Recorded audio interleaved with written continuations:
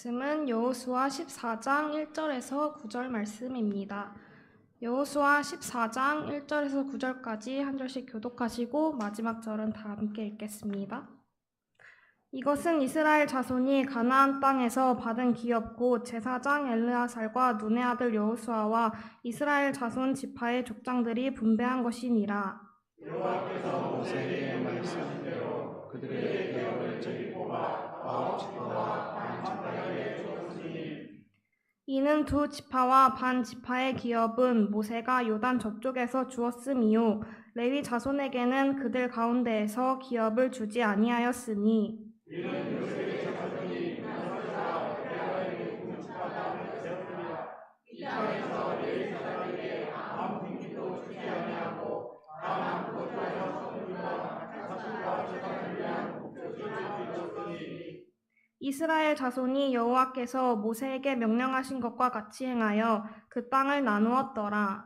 그때 유다 자손이 베레아에 있는 여호수아에게 말하고 그리스 사람 명분의 아들 갈렙이 여호수아에게 말하되 여호와께서 가데스 바네아에서 나와 당신에게 대하여 내 나이 40세에 여호와의 종 모세가 하게 하였으므로 내가 성실한 마음으로 그에게 보고하였고 나와 함께 올라갔던 내 열매들은 백성의 강함을 부여하였으나 나는 내 하나님 여호와께 충성하였으므로 다 함께 읽겠습니다. 그날에 모세가 맹세하여 이르되 내가 내 하나님 여호와께 충성하였은즉 내 발로 받는 땅은 영원히 너와 내 자손의 기업이 되리라 하였나이다.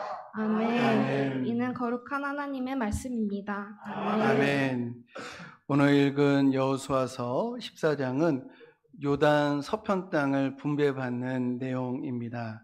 어제나 오늘이나 땅은 인간에게 있어서 최대의 관심사입니다.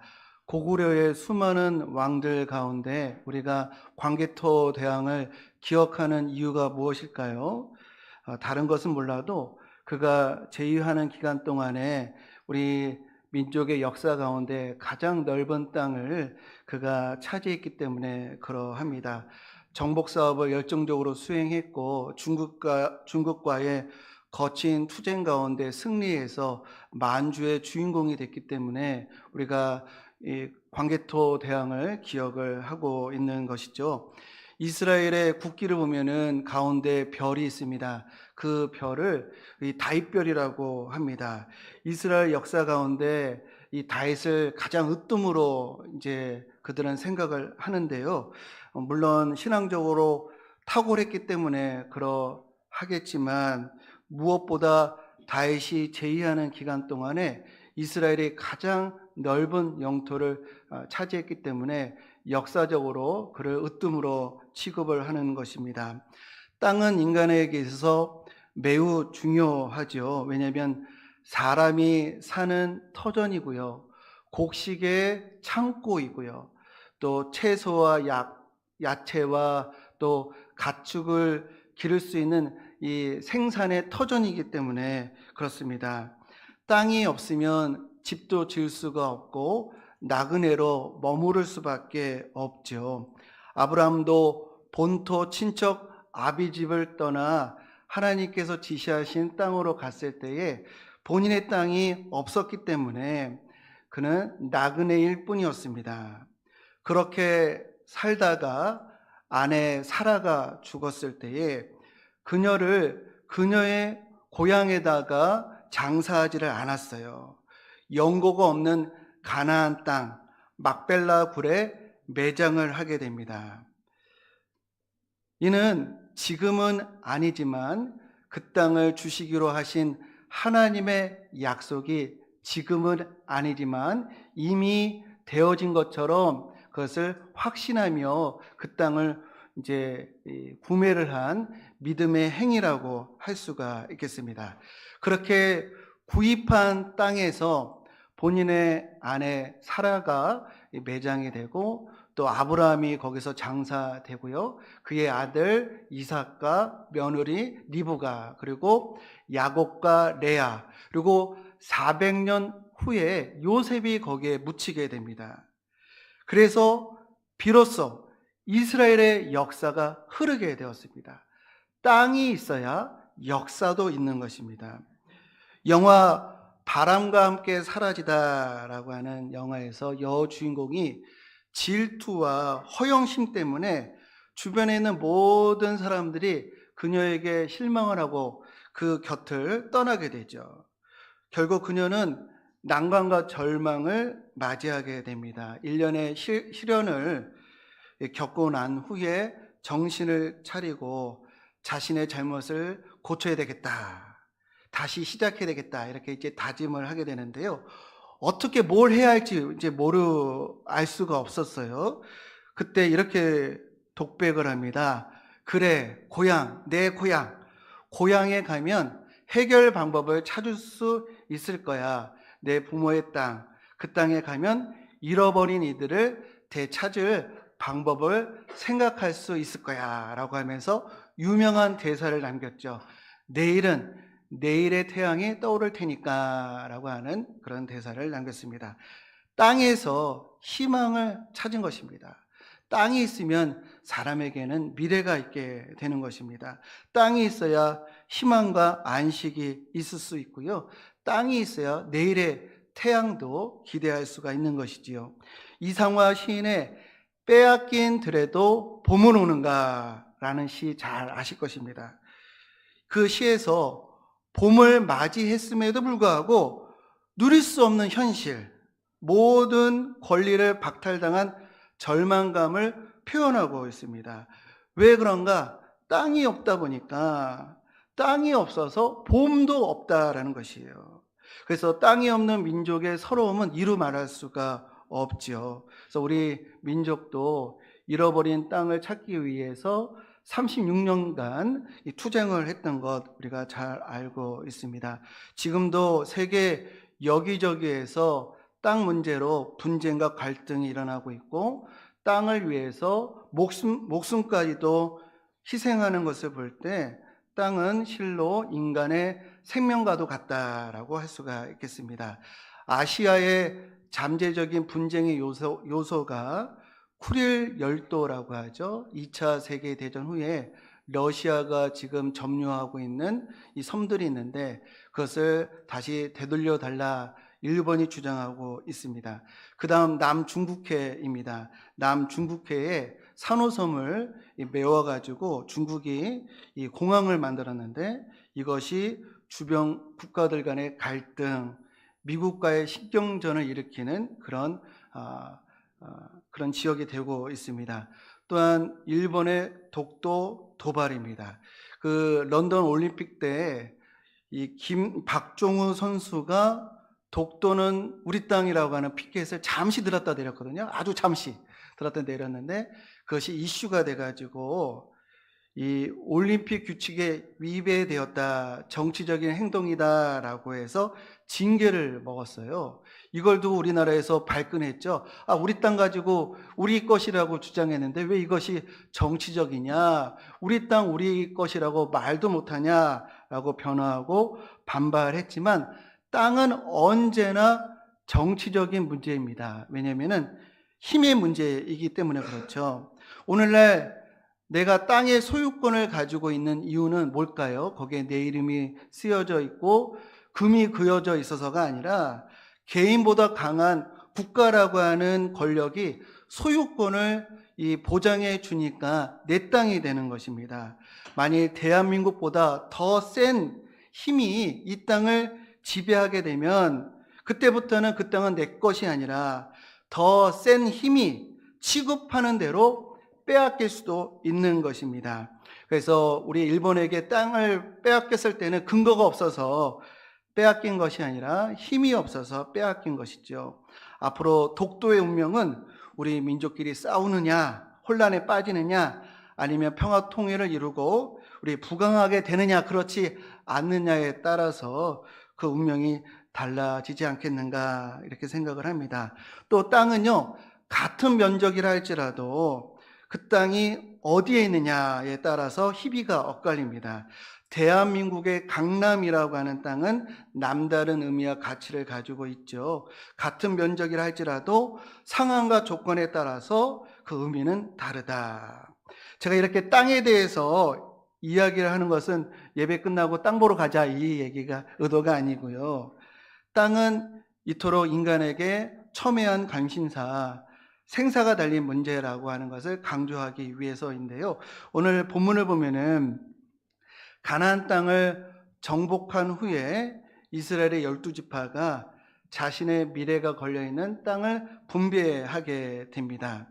사람은 이기적이기 때문에 본인의 지파가 어느 땅에 분배를 받느냐, 이것은 최대 관심사일 겁니다. 이제 비옥한 지대이냐, 산악지대이냐, 사막지대이냐, 또 추가적인 전쟁을 해야 할 그런 지역인가, 아니면 평온한 지역인가, 곧바로 정착할 수 있는 곳인가, 그런 관심을 가지고 땅 분배를 지켜보고 있었을 것입니다. 저마다 좋은 지역을 분배받기를 간절히 소망했을 것입니다. 12지파 가운데 혹자는 이렇게 주장했을지 모르겠어요. 광야를 지나 가나안 땅까지 오는 이 험난한 여정 가운데 우리 지파가 가장 공헌을 했다. 그래서 우리가 좋은 땅을 선택할 권리가 있다, 선택권이 있다라고 주장하는 이들이 분명히 있었을 것입니다. 물론 성경에 이 사람들의 심리가 기록되어 있지는 않지만 그런 마음을 먹은 사람들이 분명 있었을 것입니다. 사실 루벤 지파는요 매우 소극적이었고요, 납달리 지파는 성봉에 섰다는 것을 우리 성경을 통해서 보고 있거든요. 그래서 얼마든지 자신들의 공헌한 바의 정도에 따라서 땅 분배의 선택권을 주장할 수도 있었다는 것입니다. 그래서 얼마든지 이 땅 분배가요 갈등과 또 대립의 소지가 있을 수 있는 그런 이 분배였습니다.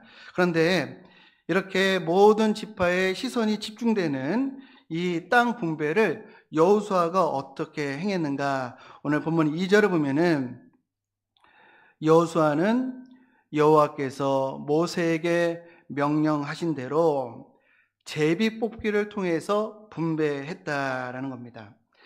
제비 뽑기, 이거 쉽게 말하면 주사위 던지기입니다. 이 아파트 입주자들이 이제 많이 몰려서 저마다 원하는 그 위치가 있을 거 아니에요. 그래서 임의대로 결정하기가 어려워서 그때 하는 것이 제비 뽑기입니다. 소위 로또식 추첨 방식이죠. 그래서 잘 뽑으면, 아파트 잘 뽑으면 로또 맞았다라고 이렇게 환호를 하기도 합니다. 그런 방법으로 땅 분배를 한 것이에요. 그런데 여기서 우리가 주목해야 할 것은 세상의 제비 뽑기와 성경의 제비 뽑기는 근본적으로 차이가 있다는 것입니다. 무엇이 다를까요? 권한이 있고 공로가 있고 결정권이 4개 있는 상황에서 제비 뽑기를 하는 것은요 결코 세속적인 제비 뽑기, 로또식 추첨이 아니다라는 것입니다. 본인이 제일 공로가 많고요, 본인이 원하는 결과를 본인 스스로 충분히 얻어낼 수 있는 경우에 하는 제비 뽑기는 결코 요행일 수가 없지요. 그러니까 좀 더 쉽게 설명하면은 사장이 회사 지분을 제비뽑기로, 사원들과 제비뽑기로 선택권을 나눈다라고 하는 것, 이것이 어떻게 로또식 추첨 방식이 될 수가 있겠습니까? 자신의 전 재산을 바치는 사람과 이제 막 들어온 사람과 똑같은 선택권을 준다고 한다면 그것이 어찌 주사위 던지기가 될 수가 있겠습니까? 이스라엘의 땅 분배 제비 뽑기는 결코 로또식 추첨이 아니라 바로 내려놓음입니다. 이 생명과 미래를 결정하는 땅 분배에 있어서 또한 권한과 공로의 차이가 있는 상황에서 제비 뽑기를 했다는 것은 결코 운도, 요행도 또 도박도 아닌 자기를 비우는, 자기 권한을 포기하는, 자신의 욕심을 내려놓는 그러한 믿음의 행위였던 것입니다. 그런데 여기서 놀라운 신앙의 비밀이 담겨져 있습니다. 자신의 권한을 내려놓는 그런 것이 소극적인 자세인 것처럼 보이지만 이것은 동시에 적극적으로 하나님을 선택하는 것입니다. 이 무슨 말인가? 창세기를 보면은 아브라함이 조카 롯에게 내가 좌하면 나는 우하고 내가 우하면 나는 좌하리라. 모든 이 공로와 결정권을 가지고 있는 이 아브라함이 자신의 선택권을 포기를 합니다. 자신의 이 조카의 결정에 따르겠다고 이 자기를 내려놓아요. 이러한 선택권을 포기한 모습은 수동적이고 소극적이고 될 대로 되라라는 식으로 보일 수도 있겠습니다. 그러나 결코 그렇지 않습니다. 이 아브라함은 본인의 선택권을 포기함으로 하나님을 적극적으로 선택한 것이었어요. 우리 성도님들, 우리는 언제 하나님을 선택할 수 있을까요? 보이지 않는 하나님을 어떻게 우리가 택할 수가 있을까요? 그것은요, 항상 내 생각, 내 감정, 내 욕심을 내려놓을 때, 그때 하나님을 선택하게 되는 줄로 믿습니다. 우리가 인생의 문제를 만났을 때 진정 무엇이 하나님의 뜻인지 알기가 쉽지가 않습니다. 우리 그리스도인들은 언제나 순종을 해야 한다, 하나님의 뜻에 순종해야 된다라고 하는 것을 알고 있지만 구체적인 쟁점이 일어났을 때 무엇이 하나님의 뜻인지 잘 모릅니다. 서로 첨예하게 대립하는 문제를 만났을 때 무엇이 하나님의 뜻인지 헷갈릴 때가 많이 있고 서로 다른 주장을 하면서 서로 이것이 하나님의 뜻이다라고 주장하는 경우들이 많이 일어나기도 합니다. 그런데요, 하나님의 뜻은 항상 대상적으로 나타나지가 않습니다. 그러니까 대상적으로 나타나지 않는다라고 하는 것은 하나님의 뜻은 고정되어 있지 않다라는 것입니다. 더욱 분명한 것은요, 자신의 주장, 자신의 생각이 절대적이다라고 하는 곳에서는 하나님의 뜻은 결코 나타나지 않는다라는 것입니다. 그러나 자기 자신을 부인하고 자기 자신을 비울 때, 즉 나의 생각, 나의 욕망, 나의 감정을 내려놓을 때 놀랍게도 그때 비로소 하나님의 뜻이 우리에게 찾아오게 되는 줄로 믿습니다. 예수님께서 누가복음 22장 42절에 이렇게 말씀하셨습니다. 아버지여, 만일 아버지의 뜻이거든 이 잔을 내게서 옮기시옵소서. 그러나 내 원대로 마옵시고 아버지의 원대로 되기를 원하나이다. 이 말씀을 보면은 예수님도 자기가 원하는 것이 있으셨어요. 그러니까 예수님도 본인의 뜻이 있으셨다라는 것이죠. 그런데 결국 예수님은 하나님의 뜻을 이룰 수가 있었습니다.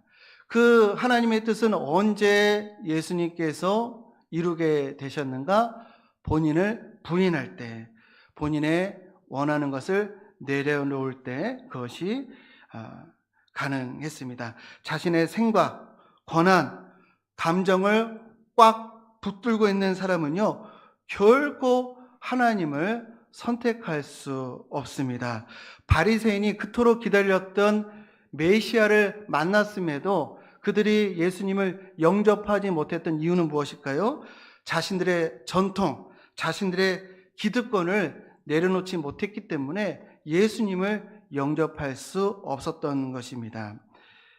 마가복음 8장 34절, 무리와 제자들을 불러 이르시되 누구든지 나를 따라오려거든 자기를 부인하고 자기 십자가를 지고 나를 따를 것이니라. 지금 내가 맞다고 생각하는, 가장 옳다고 생각하는 그 주장, 그 기준, 그 생각, 다른 거 하나 보이지 않는 그 모든 것을 다 덮을 정도로 중요한 내 감정, 적어도 이렇게는 해줘야지라고 하는 자존심, 내가 마땅히 누려야 한다고 생각하는 그 권한, 그것을 내려놓을 때 예수님의 진정한 제자가 된다는 것을 믿으시기를 주님의 이름으로 축복합니다. 여기서 우리가 이런 생각을 해볼 수가 있어요. 굳이 내 생각, 내 자존심을 포기하면서 예수님의 제자가 될 이유가 있는가? 그런데 그럴 필요가 있습니다. 왜냐하면 우리가 우리 자신을 포기하고 내려놓아서 하나님을 선택하면요, 우리는요, 복의 통로가 되고요, 복의 근원이 되는 줄로 믿습니다. 저희 아버님 장례를 하면서 형제들과 장례를 쭉 진행을 하면서 저희 큰형이 자기를 비우니까, 또 자기 주장을 하지 않으니까 우리 형제들이 살아나더라고요. 이 원리는 어디에서나 마찬가지인 줄 믿습니다. 오늘날 생각과 감정을 절대시하고 주장해서 얼마나 많은 갈등과 분쟁이 일어납니까?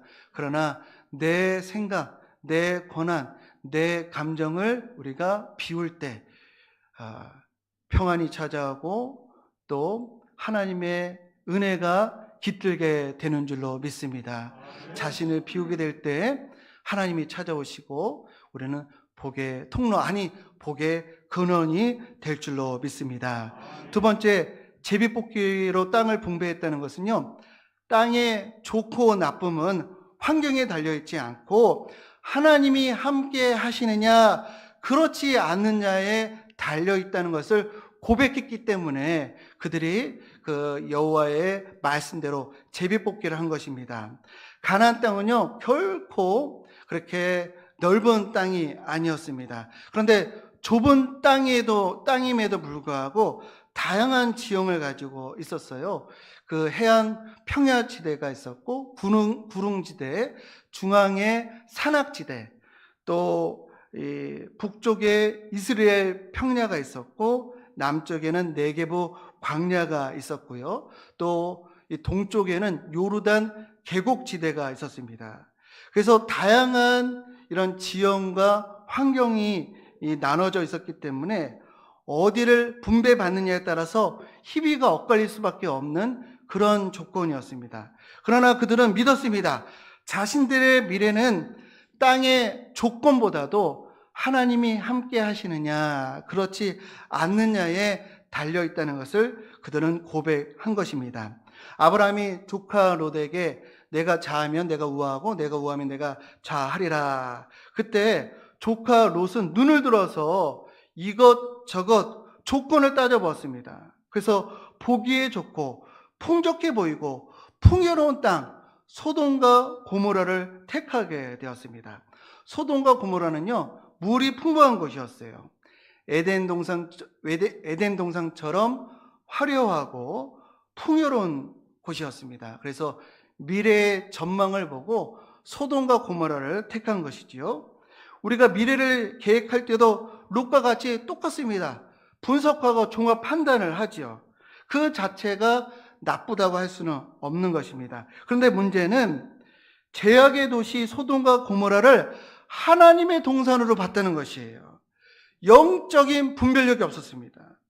롯은요, 하나님과의 관계를 우선하지를 않았습니다.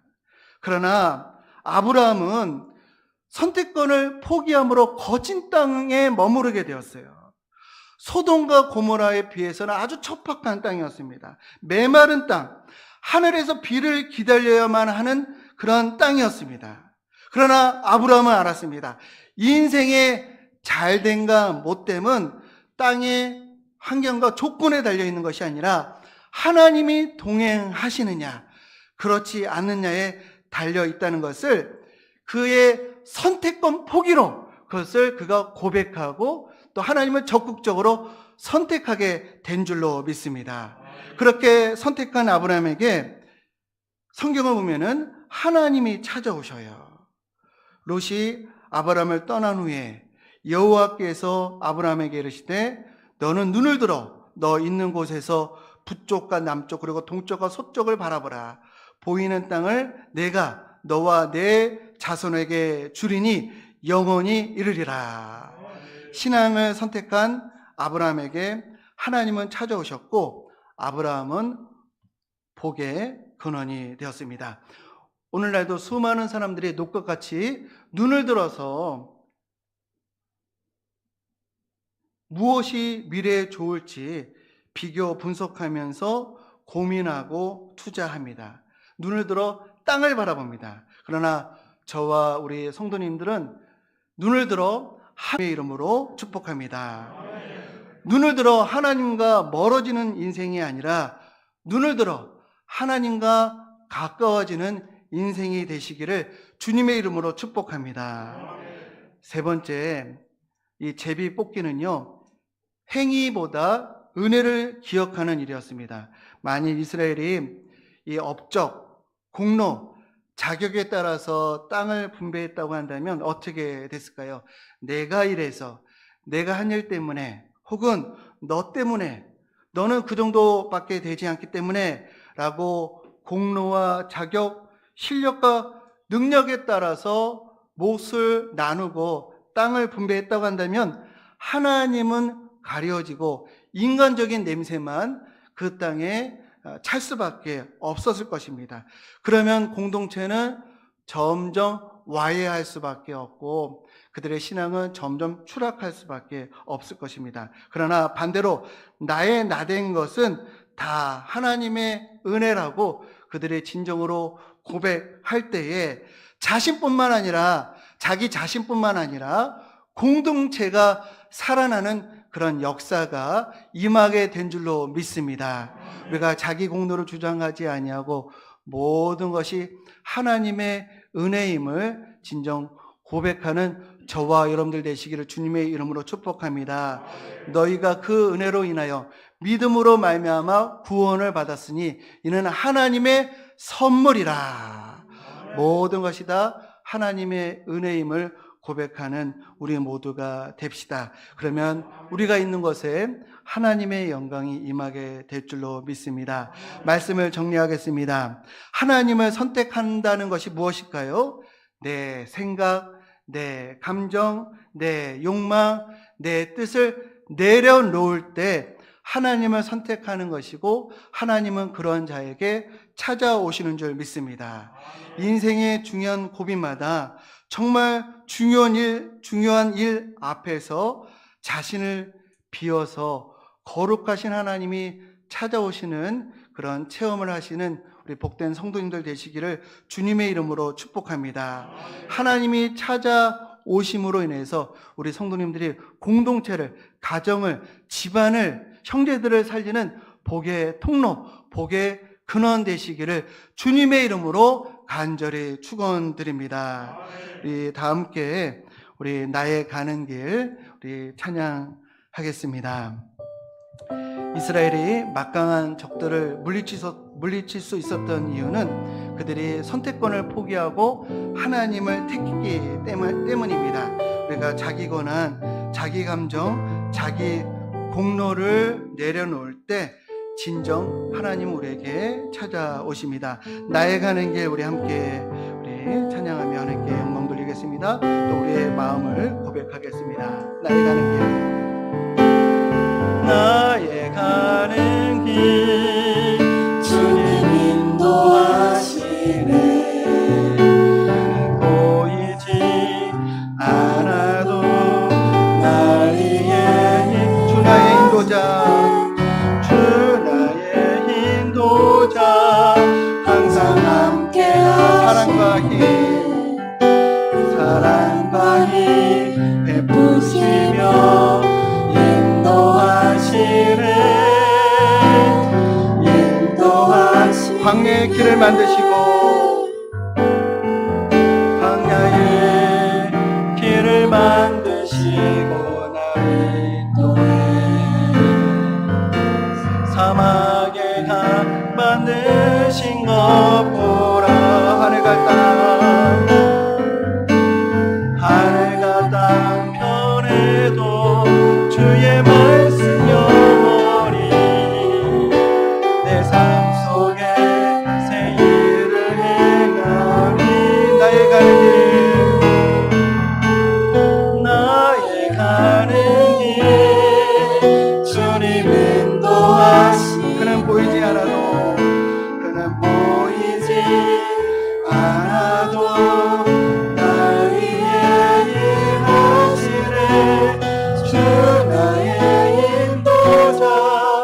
항상 함께 하시네 사랑과 힘 베푸시며 인도하시네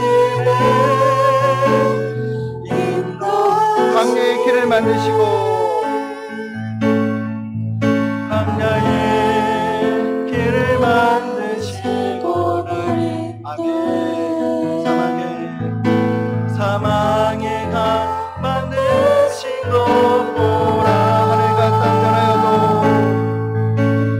하늘과 땅 변해도 주의 말씀 영원히 내 삶 속에 새 일을 해 우리 다 함께 일어나셔서 나의 가는 길 찬양합니다 나의 가는 길 주님 인도하시네 보이지 않아도 날 위해 일하시네 주 나의 인도자 항상 함께 하시네 사랑과 힘 베푸시며 인도하시네 나의 가는 길 주님 인도하시네 우리 고백합니다 나의 가는 길 나의 가는 길 주님 인도하시네 그는 보이지 않아도 보이지 않아도 날 위해 일하시네 아멘 날 위해 일하시네 주 나의 인도자 항상 함께 하시네 사랑과 힘 베푸시며 인도하시네 사랑과 힘 베푸시며 인도하시네 사랑과 힘 베푸시며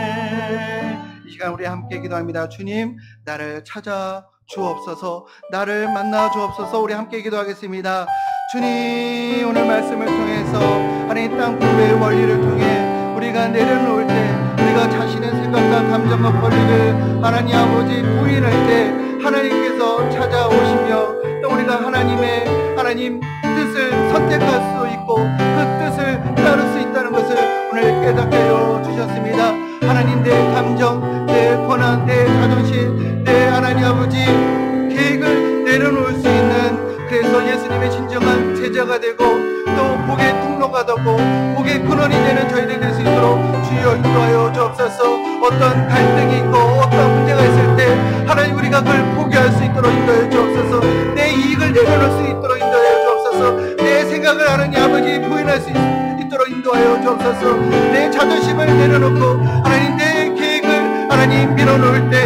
하나님께서 찾아오셔서 우리를 하나님 복의 통로로 만들어주시고 공동체를 살리고 가정을 살리고 우리의 삶을 살리는 놀라운 복의 근원으로 만들어주신다는 것을 오늘 깨닫게 되었습니다 하나님 아버지 우리 성도님들 광석에 우리 권석들이 한 분 한 분이 하나님 복의 통로 복의 근원 될 수 있도록 주여 역사하여 주옵소서 우리 인생의 잘됨과 못됨은 하나님 조건과 환경에 달려있는 것이 아니라 하나님이 동행하시는가 그렇지 않느냐에 달려있음을 우리가 깨달아서 하나님 아버지 어디 가서나 하나님이 찾으시는 예배자 될 수 있도록 인도하여 주옵소서 영과 진리로 예배하는 자를 하나님이 오늘도 찾으신다고 약속하여 주셨는데 예수님이 하나님 주님이 찾아오시는 주님께서 만나주시는 그런 인생 될 수 있도록 주님 내 삶을 이끌어 주시고 다스려 주옵소서 우리의 삶의 주인 되셔서 우리의 힘만으로는 갈 수 없는 길을 동행하여 주시는 주님 앞으로 내 삶에 주님이 보이지 않는다 할지라도 주님께서 내 삶 가운데 행하실 것을 기대합니다. 내 삶 가운데 일하실 주님의 신실하심을 의지합니다. 내 삶을 주님께 맡겨드립니다. 또 진리와 생명이신 예수 그리스도의 넓으신 은혜와 독생자마저도 아낌없이 내어주신 하나님 아버지의 사랑하심과 때마다 시마다 의로운 길로 인도해 주시는 성령 하나님의 감동, 감화, 역사, 교통하심이 주님과 동행하는 삶을 살리라 결단하는 성도님들의 머리 위에 그 가정과 자녀와 기업과 이 나라와 이 민족 위에 영원토록 함께 하시기를 간절히 축원하옵나이다. 아멘.